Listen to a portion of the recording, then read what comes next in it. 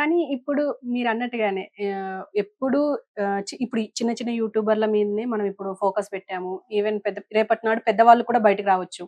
కానీ ఇప్పుడు ఒక పక్క అసెంబ్లీ సమావేశాలు నడుస్తున్నాయి. అటు 2 తెలుగు రాష్ట్రాల్లో. వాటన్నిటిని దేన్ని పట్టించుకోకుండా జస్ట్ బెట్టింగ్ యాప్స్ మీదనే మనం 1 వీక్ నుంచి మీడియా మొత్తం ఉంది. అసలు దీన్ని ఎలా చూడొచ్చంటారు? అంటే మీడియా గాని, మీడియా చుట్టూ ఉండే సోషల్ మీడియా యూట్యూబర్స్ కానీ ఆహ్, ఈ అంటే ఒక ఫ్రాడ్‌ని ప్రమోట్ చేయడం ఇదంతా. హ్మ్. ఇప్పుడు బెట్టింగ్ యాప్స్ అయినా లేదా యూట్యూబర్స్ ప్రమోట్ చేసే మార్కెటింగ్ అయినా, ఇన్‌ఫ్లుయెన్సర్స్ తీసుకొచ్చే ఈ ఈ మొత్తం కూడా ఫ్రాడే కదా అవును. అల్టిమేట్‌గా. అవును. ఒక ఫ్రాడ్‌ని మనుషులకు అలవాటు చేసి సంపాదించుకుంటున్నారు. మేము చూసారా? మేమెంత సంపాదించామో. హ్మ్. అది ఫ్రాడ్ కదా! ఖచ్చితంగా. ఆ ఫ్రాడ్‌ని మేము బైక్ కొనేసాం చూసారా? మా దగ్గర డబ్బులు లేకపోయినా మేము బైక్ అంటే నువ్వు ఎవరిని ముంచుతున్నావు? అమాయకులు అక్కడ బలవుతున్నారు. ఈ ఈ హ్మ్. వీళ్ళ వలన ఇప్పుడు ఒక రైతు పంట అమ్ముతాడు. హ్మ్. పంట అమ్మి తిరిగి పంటకి పెట్టుబడో, పిల్ల పెళ్ళికో లేకపోతే ఏదైనా సర్జరీ చేయించుకుందామనో డబ్బులు బ్యాంక్‌లో ఉంటాయి. ఆ కొడుకులకి తెలుస్తాయి పాస్‌వర్డ్స్. పాపం ఈ యూట్యూబర్స్‌కి బలవుతుందెవరు? అమాయకులు. ఆ పల్లెటూర్లలో అవును. ఉండే పేదవాళ్ళు లేదా రైతులు లేపోతే ఇప్పుడు వాళ్ళ కష్టార్జితం ఒక రైతే కావచ్చు, ఒక చిన్న బిజినెస్ చేసుకునే వ్యాపారే కావచ్చు.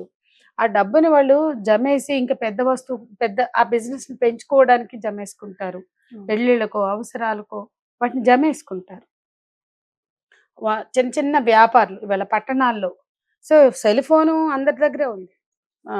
అవును. దాని దాని గురించి ఆ పరిజ్ఞానం ఉన్నోడికి, లేనోడికి కూడా సెల్ ఫోన్ ఎళ్ళింది. అవును. Smart phones ఎళ్ళిపోయినియి. జియో వాడు చాలా గొప్ప దేశానికేదో సేవ చేసినట్టు భారతదేశ ప్రధాని పొగిడి, పొగిడి ప్రజల మీద రుద్దిన జియో వాడు అందరికి అలవాటు చేశాడు. అవును. సో, ఈ జియో అందరి చేతుల్లోకెళ్ళిన జియో లేదా పోనీ స్మార్ట్ ఫోన్ అది కరెక్ట్‌గా ఎలా దాన్ని వాడాలో అందరికి తెలుసని మనం అనుకుంటే పొరపాటు. అట్లా వాళ్ళ తల్లి ఏముంది మా నాన్న నాకు 1,00,000 పెడితే 5,00,000 ఒస్తాయి. మా నాన్నకి గూడా థ్రిల్ చేస్తా అనుకుంటాడు ఒకడు. అది చెప్పాడు అబ్బాయి. హ్మ్. ఇంకొకడేమో మా నాన్న డబ్బు తీసుకొని నేను పెడతా. నాకొస్తాయి. నేను బైక్ కొనుక్కుంటా. ఆ తర్వాత మా నాన్న డబ్బులు మా నాన్నకే ఉంటాయి అనుకున్నాడు. హ్మ్. అట్లా వాళ్ళ ఒక ఒక ఒక దాంట్లో అయితే ఒక తల్లి చాలా కష్టపడి పని చేస్తుంది. హోటల్ నడిపి అయి చేసి, ఇది చేసి ప్రతి వాళ్ళకి క్యాష్ అక్కర్లేదు. క్యాష్ హ్యాండ్లింగ్ లేదు. మొత్తం గూడా ఆన్‌లైన్‌లు ప్లాస్టిక్ కరెన్సీలు వచ్చేస్తున్నాయి. హ్మ్. హ్మ్. అసలెప్పుడైతే డీమానిటైజేషన్ వచ్చిందో, డీమానిటైజేషన్‌తో పాటు అసలు డీమానిటైజేషన్ తీసుకురావడం వెనకే చాలా మంది ప్రయోజనాలున్నాయి. ఇట్లాంటి ప్రయోజనాలు. ప్రజల్ని ఇట్లా అవలగాళ్ళని జేయడానికి ప్రజల్ని పూర్తిగా ఆహ్, ఎందుకు కరెన్సీ ఉంటే ప్రాబ్లమ్ ఏంటి? అంటే హ్మ్. డీమానిటైజేషన్ పేరుతో అందరికి ఇవి తీసుకొచ్చి అందరిని వీటిలోకి నెట్టేసి, ఇవాళ ప్రతి వాడు smart phone, card. Digital currency digital currency అయిపోయింది. సో, అవును. డిజిటల్ కరెన్సీ ఎక్కడికి తీసుకెళ్తుంది? దాన్ని ఎలా వాడాలో గూడా తెలియని వాళ్ళున్నారు. లేదా అమ్మ నాన్నలకు తెలీదు గాబట్టి సింగిల్ పేరెంట్స్ మదర్స్ నడిపే ఫ్యామిలీస్‌లో గూడా జరుగుతున్నాయి. ఓకే. కాబట్టి వాళ్ళేంటంటే అందరికీ ఎప్పుడూ డబ్బులు ఇట్లా ఫ్లోట్ అవ్వవు. కష్టపడి చిన్న చిన్న జాబులు జేసుకునేవాళ్ళు. హ్మ్. నెలకు 15,000, 12,000 చేసుకునేవాళ్ళు గూడా ఆ డబ్బులు దాచిపెట్టుకుంటారు. అవును. ఏదన్నా వాళ్ళ ప్లాన్ చేసుకుంటే ఒక ఇల్లు కొనుక్కోవాలనో, ఒక సైట్ కొనుక్కోవాలనో, ఒక పెళ్లి చేయాలనో, చదివించాలనో ఏదన్నా కావచ్చు. ఒక రోజుతో వాళ్ళకి డబ్బులు అందవు అందరికి. అవును. దాదాపు మిడిల్ క్లాసే ఎక్కువుంటారు. వాళ్ళు ఇంత జమేసుకుంటేనే వాళ్ళు అనుకున్న లక్ష్యాలు, వాళ్ళ అవసరాలు తీరడానికి అది ఏదైనా కావచ్చు. అది ఒక హాస్పిటల్ ఖర్చులే కావచ్చు, పిల్లల చదువుల ఖర్చులే కావచ్చు, పిల్లల పెళ్ళిళ్ళ ఖర్చులే కావచ్చు. ఇంకొక వాళ్ళు వాళ్ళు తలపెట్టిన ఇంకో కార్యానికి సంబంధించిన డబ్బులే కావచ్చు. అవి వాళ్ళు జమేసుకుంటారు. ఆ జమేసుకున్న డబ్బులు పోతున్నాయి. అది వాళ్ళ పిల్లలే కావచ్చు. లేపోతే ఒక్కోసారి వీళ్ళు ఎవరొకళ్ళ మీద డిపెండ్ అవుతారు. హ్మ్. డిజిటల్ కరెన్సీని వాడే క్రమంలో కో తీరిక లేకో, అది లేకపోతే వీళ్ళకి వాడడం చేతగాకో రాకు. చేతగాకో, హ్మ్. వాడడం రాకో అట్లా డిపెండ్ అయితే అట్లా పోయినయున్నాయి. కాబట్టి ఇవి ఎదుటి వాళ్ళ అవసరాలను తీర్చడం కోసం పెట్టుకున్న మనీ కొల్లగొడుతుంటే ఎక్కడి నుంచొస్తుంది? మీకు రైట్ రాయల్‌గా వచ్చే మనీయా? డబ్బులొచ్చాయి. మీరు ఆన్లైన్ లో బెట్టింగ్లలో అక్కడికక్కడ 100 పెడితే 200 వచ్చాయి, 200 పెడితే 500 వచ్చాయి. కానీ ఎక్కడ ఎవరిని మోసం చేయకుండా వచ్చిన డబ్బా, ఎవరి హార్డ్ అండ్ మనీ అక్కడ ఎవరైనా క్యాపిటల్ గా పెట్టి రొటేట్ చేస్తున్నారా? ఈ స్పోర్ట్ ని మేము ఎంకరేజ్ చేయడానికి, ఈ గేమ్ ని సపోజ్ ఐపీఎల్ తీసుకో, ఈ ఐపీఎల్ ని మేము ఎంకరేజ్ చేయడానికి అంబానీలు ఆదానీలు తీసుకొచ్చాడు, 100 కోట్లు పెట్టాడు, గేమింగ్ చేసుకోండి అని పెట్టారా? ఏంటి ఈ మనీ ఎక్కడిది? ఎక్కడి నుంచి కొట్టి ఎవరికి సర్క్యులేట్ చేస్తున్నారు? ఎక్కడి నుంచి దోచేసి, ఎక్కడి నుంచి ఎవరి జేబులు చిల్లులు చేసి, ఎవరి బ్యాంకులు ఖాళీ చేసి, ఎవరిని మోసం చేసి తీసుకుంటున్నారు. కాబట్టి ఈ మోసం అనేది తెలివిగా మార్చడం.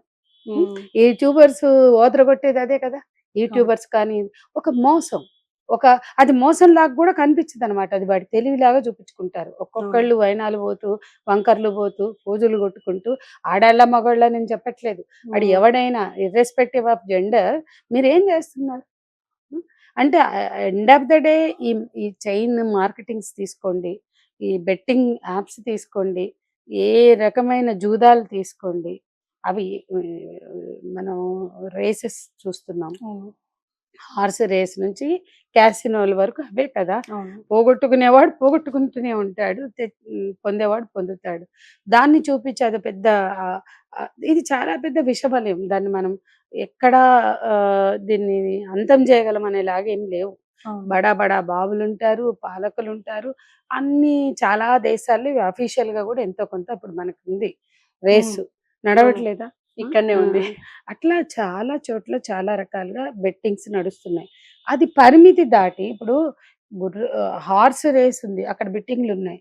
అక్కడ పోయి పలానా గుర్రం మీద పెడితే అది జాక్పాడు కొట్టిందనో నాకు కరెక్ట్గా తెలియదు. ఎందుకంటే మేము వాళ్ళ యూనియన్ తో పనిచేసాం కాబట్టి కొంచెమైనా ఐడియా ఉంది. నేను ఆ రేస్ కోర్స్ యూనియన్ అధ్యక్షురాలుగా చేశాను. అంటే అక్కడ ఎంప్లాయీస్ స్టాఫ్ వాళ్ళ బెనిఫిట్స్ కోసం. సో ఇట్లా చాలా మంది పనిచేస్తారు అక్కడ, 2000 మంది పైగా.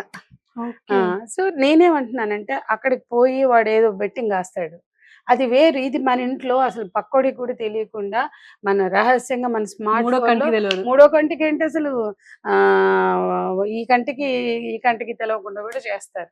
అంటే స్మార్ట్ ఫోన్ లో క్షణాల్లో గల్లంత అయిపోతున్నాయి. కాబట్టి ఇది మరీ నియంత్రణ లేని వ్యవహారంగా మారింది. సరే, బెట్టింగ్లు ఏ సమాజంలో అయినా ఏ దేశంలో అయినా ఎంకరేజ్ చేస్తున్నారు పాలకులు. ఎందుకంటే వాళ్ళకి వచ్చే ట్యాక్సుల కోసమో ఇంకోటో రెవెన్యూ. అల్టిమేట్ గా మద్యం నష్టం అని తెలిసినా మద్యం రుద్దుతారు.